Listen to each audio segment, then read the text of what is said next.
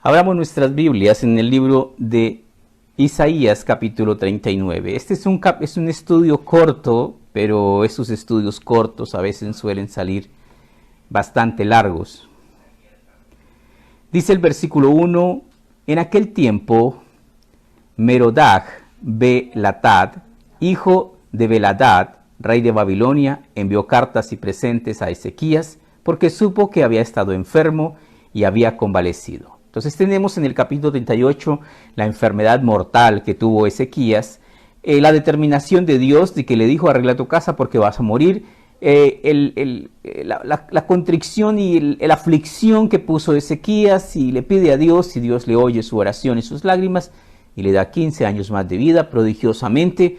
De una manera sobrenatural es sano de su enfermedad, y a consecuencia de esa bondad de Dios vienen embajadores de Babilonia a visitarlo. Entonces tiene una visita de otro reino, y muchas veces ocurre que nuestro corazón es un laberinto de muchos lugares secretos, y muchas veces nuestro corazón nos engaña a nosotros mismos. En el libro de Jeremías, en el capítulo 17, Jeremías 17,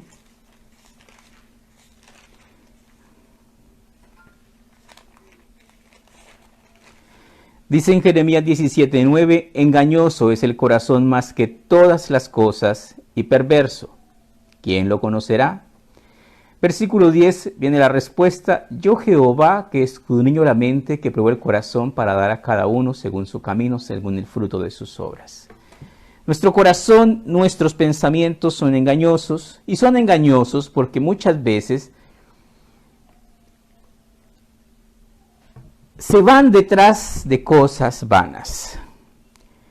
Primera de Juan capítulo 2 versículo 15, Primera de Juan 2:15. En Primera de Juan, Juan el apóstol nos escribe acerca de un peligro latente en el cual todos podemos caer, y que si no cuidamos, caeremos en él. Primera de Juan capítulo 2 versículo 15 dice: no améis al mundo, ni las cosas que están en el mundo. Si alguno ama al mundo, el amor del Padre no está en él. Entonces tenemos este consejo de Juan, el apóstol amado, muy importante, porque muchas veces y muy fácilmente nos podemos desenfocar totalmente de las cosas de Dios. Seguimos profesando que somos cristianos, seguimos diciendo amén, aleluya, gloria a Dios, pero nuestra vida se está desenfocando totalmente. Hay muchas cosas en este mundo. La filosofía de este mundo dice: ¿cuánto tienes? ¿Cuánto vales?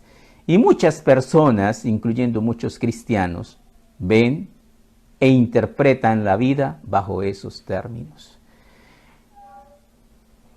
Nos sigue diciendo acá, Primera de Juan capítulo 2, versículo 16, porque todo lo que hay en el mundo, los deseos de la carne, los deseos de los ojos y la vanagloria de la vida, no provienen del Padre, sino del mundo.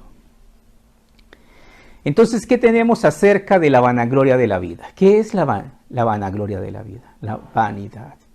¿Será que somos vanidosos? ¿Será que somos orgullosos? El orgullo es un pecado tan grande, pero realmente se originó en el cielo, en el corazón de un querubín perfecto llamado Luzbel. Pero el orgullo es algo que cambia por completo las cosas en nuestra vida. Y muchos de nosotros, por no decir todos nosotros, somos orgullosos. Ese viejo hombre está viciado conforme a los deseos engañosos, y hay que crucificarlo cada día. Y el mundo pasa y sus deseos, pero el que hace la voluntad de Dios permanece para siempre. Estamos hablando nuevamente en Isaías de un rey que fue un rey de los mejores reyes de Judá, de Israel, el rey Ezequías. Fue un buen rey. Pero Dios dice en su palabra: no hay bueno ni siquiera uno. Y tiene toda la razón. Este rey fue un buen rey, pero realmente tan bueno, pues lo vamos a descubrir enseguida, realmente no lo era. Por eso nos dice la palabra que bueno no hay ninguno, solo Dios. Volvemos entonces al versículo 2. Isaías 39:2. Y se regocijó con ellos Ezequías y les mostró la casa de su tesoro, plata y oro, especies, ungüentos preciosos, toda su casa de armas, todo lo que se hallaba en sus tesoros. No hubo cosa en su casa, en todos sus dominios, que Ezequías no les mostrase. ¿Qué tenemos acá? Tenemos a una persona que le gusta mostrar lo que tiene. Un pavo real, podemos decir, a la marcha de su hermoso plumaje y muestra todo. Por ahí hay un dicho popular que dice: envidia es mejor despertarla que sentirla. Y la verdad es que la envidia es mejor ni despertarla ni tampoco sentirla. Muchas veces somos nosotros los causantes de nuestra ruina por nuestra insensatez. Esta visita que llegaba al rey era una visita de un reino extraño, un reino mundano, un reino impío que venía a ver a Ezequías, pero de paso también traían una segunda intención, y era espiar qué había para poder robar. Y Ezequías, lleno de orgullo y de vanidad, les mostró todo. Absolutamente todo. Entonces, debemos tener cuidado con las cosas que decimos y hacemos, porque muchas veces terminamos siendo bastante necios, mostrándole a aquellas personas que nos van a robar o que nos quieren robar todo lo que tenemos, y nos hacemos candidatos para ser estafados, para ser víctima de ellos.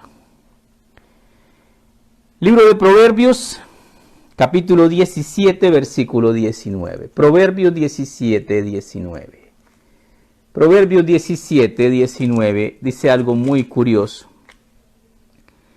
El que ama la disputa, ama la transgresión. Hay personas que les gusta contender, que están, mejor dicho, prestas a la contienda, a llevar la contraria. ¿Qué dice? Al que le gusta la disputa, el que ama la disputa, ama la transgresión. ¿Qué es transgredir? Violar, romper las leyes. Y el verso que vamos a usar es el segundo. Y el que abre demasiado la puerta, busca su ruina. ¿Qué quiere decir eso? Aprende a ser prudente. Aprende a ser cuidadoso. Aprende a ser sabio. ¿De qué está hablando? Prudencia, bajo perfil. No despiertes la envidia, porque te puede costar hasta la vida. Dios quiere que nosotros aprendamos a ser prudentes y sabios en nuestro obrar, en nuestro vivir. Pero muchas veces queremos hacer las cosas a nuestra manera. Libro de Proverbios, capítulo 3, versículo 7, Proverbios 3, 7. En Proverbios, capítulo 3, versículo 7, Dios, aconsejándonos acerca de la sabiduría, nos dice así: no seas sabio en tu propia opinión. Teme a Jehová y apártate del mal, porque será medicina a tu cuerpo y refrigerio para tus huesos. No seas sabio en tu propia opinión. Muchas personas cometen este terrible error de creerse que ellos son muy inteligentes. Honra a Jehová con tus bienes y con las primicias de todos tus frutos, y serán llenos tus graneros con abundancia, y tus lagares rebosarán de mosto. No menosprecies, hijo mío, el castigo de Jehová, ni te fatigues de su corrección, porque Jehová al que ama castiga, como el padre al hijo a quien quiere. ¿Cuál es el propósito del castigo? Que enderezca, que corrija. Bienaventurado el hombre que halla la sabiduría y que obtiene la inteligencia, porque su ganancia es mejor que la ganancia de la plata, y su fruto más que el oro fino. ¿Qué quiere decir eso? Hay personas que no son sabias, ni tampoco son inteligentes. Y es importante que nosotros entendamos que el principio de la sabiduría es el temor a Dios, que poder o haber corrido con suerte de llegar a obtener riquezas y manejarlas y empresas y ser próspero eso no quiere decir que sea sabio. Son dos cosas totalmente distintas. Volvemos a Isaías en el capítulo 39. El versículo 3. Entonces el profeta Isaías vino al rey Ezequías y le dijo: ¿qué dicen estos hombres? ¿De dónde han venido a ti? Y Ezequías le respondió: de tierras muy lejanas han venido a mí, de Babilonia. Dijo entonces: ¿qué han visto en tu casa? Y dijo Ezequías: todo lo que hay en mi casa han visto, y ninguna cosa hay en mis tesoros que no les haya mostrado. Prudencia, más bien diríamos imprudencia. Entonces dijo Isaías a Ezequías: oye palabra de Jehová de los ejércitos. He aquí vienen días en que será llevado a Babilonia todo lo que hay en tu casa, y lo que tus padres han atesorado hasta hoy, y ninguna cosa quedará, dice Jehová. Qué tremenda situación es esta, como todos nuestros actos tienen consecuencias, y como muchas veces las consecuencias son terribles, pero vienen a largo plazo, y muchas veces la terquedad y la indolencia de algunas personas que vienen a considerar que pues como no viene para mí, entonces vendrá para tus hijos. Sí, pero pues lo que puñalada en pellejo ajeno no duele. Tenemos acá como el profeta le reprende y le advierte de las consecuencias que van a venir acerca de su imprudencia. Babilonia, efectivamente, posterior a esto, vino y derrotó al reino de Judá y se los llevó cautivos y se llevó todo. Y no solamente fue eso. Masacró las mujeres, masacró los niños, acabó con todo, una crueldad impresionante. ¿Todo por qué? Por una falta de prudencia y de sabiduría. Y muchas veces a nosotros nos ocurre exactamente lo mismo, porque no somos prudentes en cómo nos comportamos y con quién nos comportamos de esa manera. Libro de Romanos, capítulo 12, versículo 3. Romanos 12, 3. En Romanos, en el capítulo 12, en el versículo 3 dice: digo pues por la gracia que me es dada a cada cual que está entre vosotros, que no tenga más alto concepto de sí que el que debe tener, sino que piense de sí con cordura, conforme a la medida de fe que Dios repartió a cada uno. ¿Qué significa eso? Que tenemos que dejar ya de pensar que somos más o que somos menos, que piense de sí con cordura, conforme a la medida de fe que Dios repartió a cada uno. ¿Y cuál es la medida de fe que Dios repartió a cada uno? Si tuvieres fe, como un grano de mostaza. ¿Y qué tamaño es un grano de mostaza? Como la punta de un alfiler. ¿Qué quiere decir esto? Que debemos entender que las riquezas no engrandecen al hombre. Que la mayor posesión que un ser humano puede llegar a alcanzar es tener a Cristo Jesús como su Señor y su Salvador en su corazón. Que si tenemos a Cristo Jesús, lo tenemos todo. Pero si carecemos de Él, lo perdimos todo. Entonces,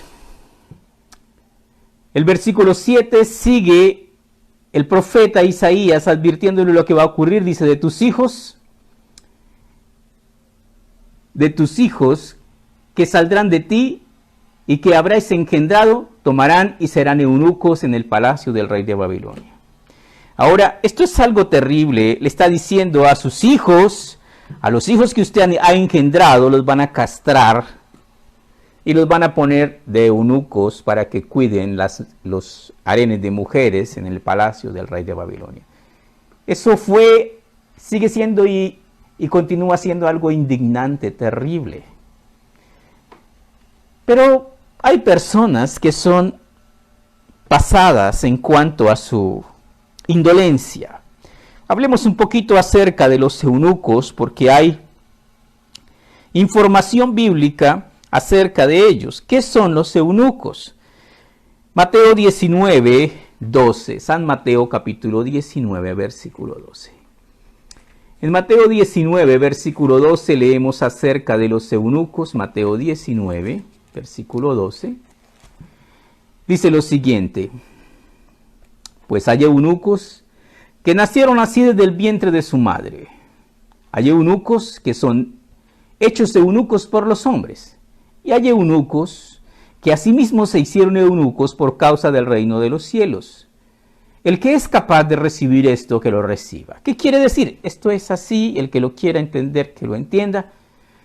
Vamos a desglosar y a explicar un poquito este versículo 12.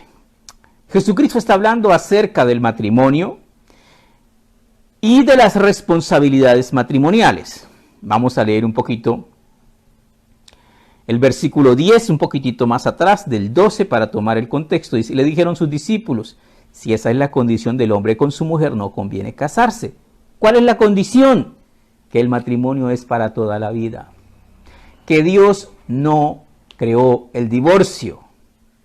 Que la dureza del corazón y la falta de perdón fueron las que crearon el divorcio. Porque lo que Dios juntó, no lo separe el hombre.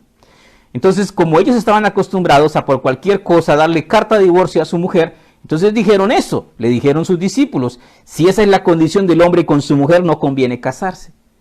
Entonces él les dijo, no todos son capaces de recibir esto, sino aquellos a quienes es dado. ¿Qué quiere decir esto?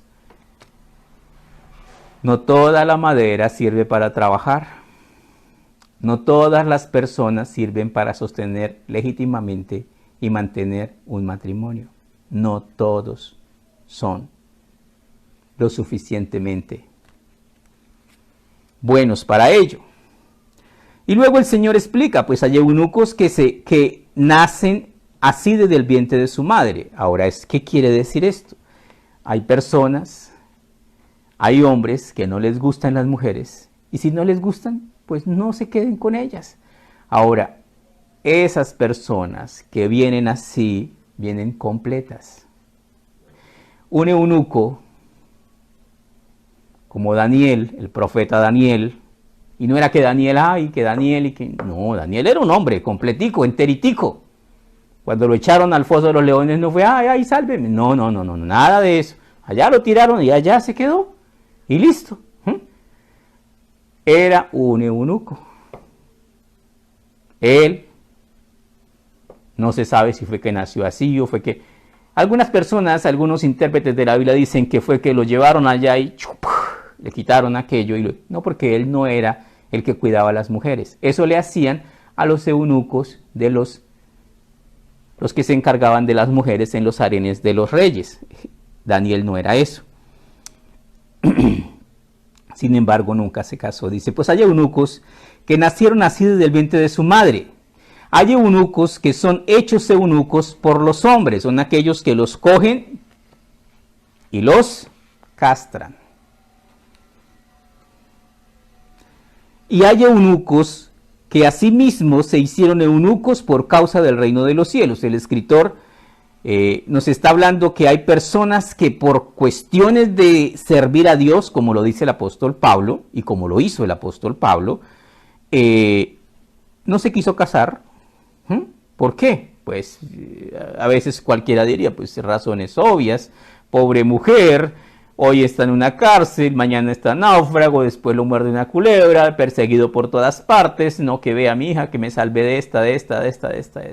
Esa mujer, pobre mujer, se hubiese muerto de sufrimientos. Él no estuvo casado y no se casó. Entonces nos dice acá, el que es capaz, el que sea capaz de recibir esto, que lo reciba. Este es el orden de Dios. Hay eunucos hombres que se pueden quedar quieticos siendo lo que son, no necesitan de nada y se mantienen limpios, sanos y puros. Hay eunucos mujeres que se mantienen quieticas, limpias, sanas. Exactamente a eso se refiere. Eso quiere decir. Bueno, entonces seguimos. Dice, de tus hijos que saldrán de ti y que habrás engendrado tomarán y serán eunucos en el palacio del rey de Babilonia. Ahora, esto era terrible porque Babilonia era el foco de todo el satanismo y prácticamente Babilonia fue y sigue siendo una cuna de herejías que hasta hoy día todavía continúan enseñándose por todas partes. El versículo 8, donde termina, vemos acá la indolencia de Ezequías, y Ezequías dice lo siguiente: y dijo Ezequías a Isaías, el profeta, que le está comunicando las consecuencias de su indolencia. La palabra de Jehová que nos has hablado es buena, añadió. Si nosotros consideramos lo que le dijeron, le van a robar todo, y a sus hijos los van a castrar y se los van a llevar, y todo se van a llevar de acá. Yo no le encuentro nada bueno. Pero sigamos leyendo y vamos a ver, porque muchas cosas dependen del punto de vista. Y es buena, añadió, y añadió: a lo menos haya paz y seguridad en mis días. Definitivamente hay personas que no ven más allá de su nariz. Y este es un caso patético de alguien que solo le interesa su bienestar, pero está condenando a toda su nación a la muerte, el despojo y la esclavitud. Libro de Isaías, capítulo 56, versículos 3 al 5, Isaías 56, 3 al 5. Isaías 56, 3 al 5. 56, versículo 3 al versículo 5. Dice, continuando hablando de los eunucos: y al extranjero que siga a Jehová, no hable diciendo: me apartará totalmente Jehová de su pueblo. ¿Qué quiere decir esto? Quiere decir lo que muchos han dicho, pero de manera incorrecta. Dios es un Dios incluyente. Sí, Dios es un Dios incluyente, pero exigente. ¿Qué es lo que quiere Dios? Ven y séme fiel hasta la muerte, y te daré la corona de vida. Y esa fidelidad es una fidelidad que abarca integridad, que abarca santidad. Y al extranjero que siguiere a Jehová, no hable diciendo: me apartará totalmente Jehová de su pueblo, porque si es extranjero, pues no era del pueblo de Dios. Ni diga al eunuco: he aquí soy árbol seco. Porque así dijo Jehová a los eunucos que guardan mi día de reposo y escojan lo que yo quiero y abracen mi pacto. Yo les daré lugar en mi casa y dentro de mis muros, y nombre mejor que el de hijos e hijas. Nombre perpetuo les daré, que nunca perecerá. ¿Qué quiere decir esto? Dios es un Dios incluyente. Sí, pero tenemos que entender que la mente de Dios no es como la mente de nosotros. ¿Qué quiere decir esto? Ezequiel 18, 21 nos lo va a explicar. Ezequiel 18, 21. Ezequiel 18, 21. En Ezequiel 18, versículo 21, dice lo siguiente. Dice el título: el camino de Dios es justo. ¿Y de qué nos va a hablar de Ezequiel 18, 21? De lo que Dios demanda y de lo que Dios exige de las gentes. Dice, versículo 21 de Ezequiel 18: mas el impío, si se apartare de todos sus pecados que hizo, y guardare todos mis estatutos, e hiciere según el derecho y la justicia, de cierto vivirá, no morirá. Tenemos un error de interpretación que nos puede llevar derechito al infierno. Muchas personas consideran que Dios es amor y Dios ama al pecador. La Biblia no dice eso. La Biblia dice: todos los días está airado Dios contra el impío. Dios ama al que se arrepiente, al que reconoce sus pecados. El ladrón en la cruz era una rata, estaba colgado por malo, pero había dos ladrones, pero uno lo miró con fe y le dijo: Señor, acuérdate de mí cuando vengas en tu reino. Y Jesús le respondió a ese: hoy estarás conmigo en el paraíso. ¿Qué nos dice? Mas si el impío se apartare de todos sus pecados que hizo y guardare mis estatutos e hiciere según el derecho y la justicia, de cierto vivirá, no morirá. Todas las transgresiones que cometió no le serán recordadas. En su justicia que hizo vivirá. Quiero yo la muerte del impío, dice Jehová el Señor, ¿No vivirá si se arrepiente de su camino? ¿Qué dice? ¿No vivirá si se arrepiente de sus caminos? Y esto es lo que la gente a veces se le dificulta entender. La voluntad de Dios es que nos arrepintamos, pero no que nos arrepintamos y sigamos pecando. Que nos arrepintamos y que transformemos nuestra vida en una vida regenerada, en una vida transformada, en una vida nueva. Sigue la dosis y se va a grabar. Dice el versículo 24. Mas si el justo se apartare de su justicia y cometiere maldad e hiciere conforme a todas las abominaciones que el impío hizo, ¿vivirá él? Uy, qué pregunta. Yo pensé que nosotros los cristianos ya éramos salvos. Pues leamos y entendamos. ¿Vivirá él? Ninguna de las justicias que hizo le serán tenidas en cuenta por su rebelión con que prevaricó y por el pecado que cometió, por ello morirá. Al que más se le da, más se le exige. ¿Qué es Dios? Dios es un Dios incluyente, pero exigente. Dios recibe a todo el que quiera. Pero vuelvo otra vez. 2 ladrones en la cruz, al lado y lado de Jesús. El uno imploró y pidió misericordia y misericordia se le dio. El otro fue soberbio y no reconoció y nada recibió, más que juicio y condenación. ¿Qué es lo que Dios está buscando? Arrepentíos. Arrepentíos para que sean borrados vuestros pecados, para que vengan de la presencia del Señor tiempos de refrigerio. Dios quiere que nosotros cambiemos nuestra forma de vivir, entendamos que todo lo que hacemos tiene consecuencias, que si hacemos el bien, tiene consecuencias de bien, que si hacemos el mal, tiene consecuencias de mal. Y que debemos día tras día continuar nuestro caminar hacia la perfección. Libro de Proverbios, capítulo 30, versículo 7 al 9. Siempre que leía esta parte, Proverbios 30, me parecía que no estaba de acuerdo con lo que leía. Proverbios 37. Y quizás ustedes van a compartir conmigo ese pensamiento. Comento también que ya no lo tengo, que ya pienso diferente. Dice Proverbios 37, 2 cosas te he demandado. No me las niegues antes que muera. Vanidad y palabra mentirosa aparta de mí. No me des pobreza ni riqueza. Manténme del pan necesario. No sea que me sacie y te niegue y diga, ¿quién es Jehová? O que siendo pobre hurte y blasfeme el nombre de mi Dios.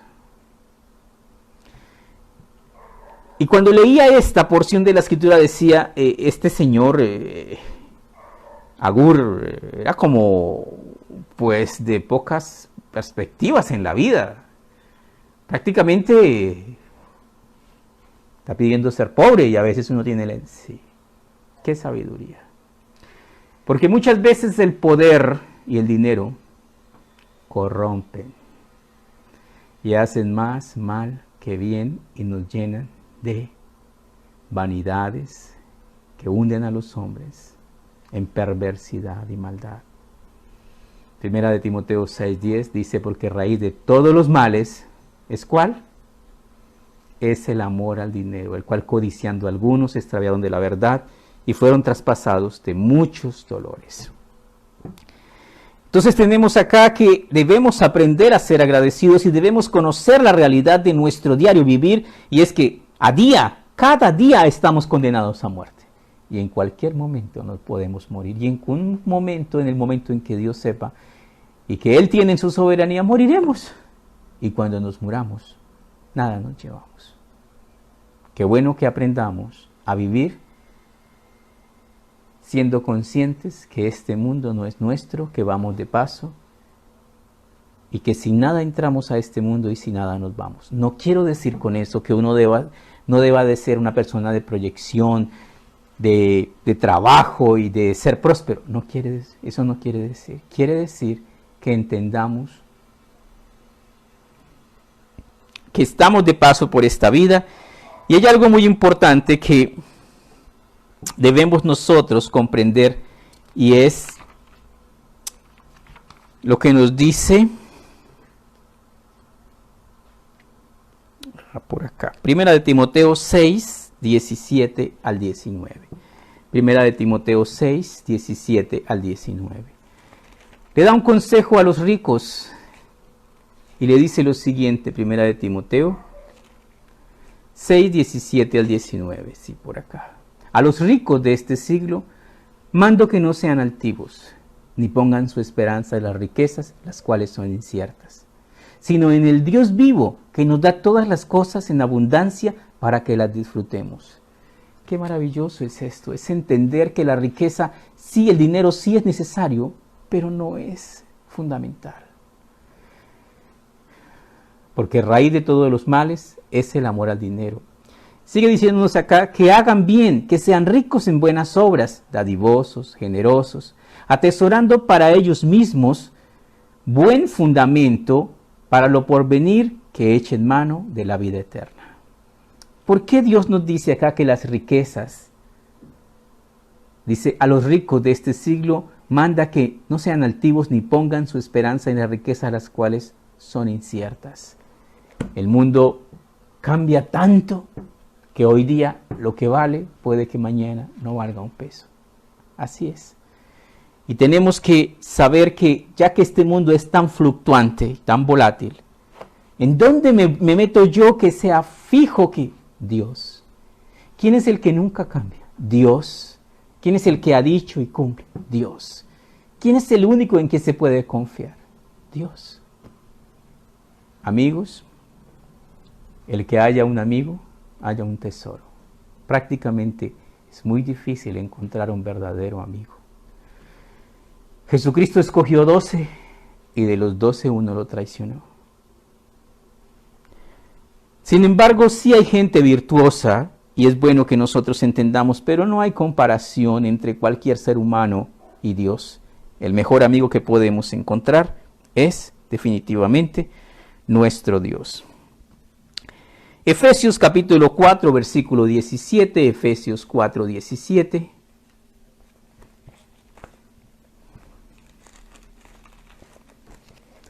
En Efesios 4, 17 encontramos lo siguiente: la nueva vida en Cristo Jesús.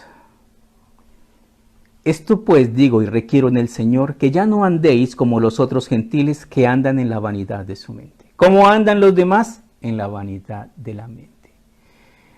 Dice la señorita, dice la mujer, no tengo ropa, tiene ese closet que ya mejor dicho no le cabe. No, pero es que nada, eso ya está, todo está pasado de moda.